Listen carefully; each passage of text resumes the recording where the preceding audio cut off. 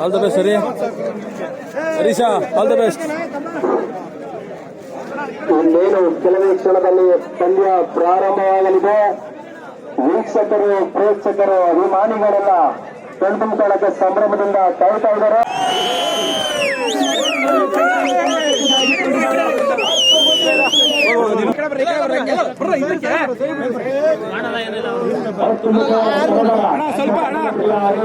cover ಆಗ್ಲಿ ಅಂತ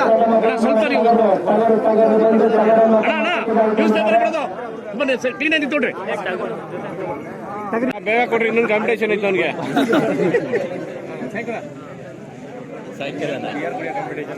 ವಿಡಿಯೋನ ಫೋಟೋ